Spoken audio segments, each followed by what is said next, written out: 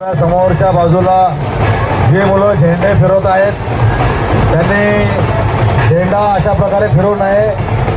या झेंडा फिरवण्यामध्ये कोणाला इजा होऊ शकते। समोर समोर एक मिनिट समोर जे आपल्या समोर जे मुलं थांबलेले आहेत ते झेंडा फिरवतात, त्याने झेंडा फिरू नये।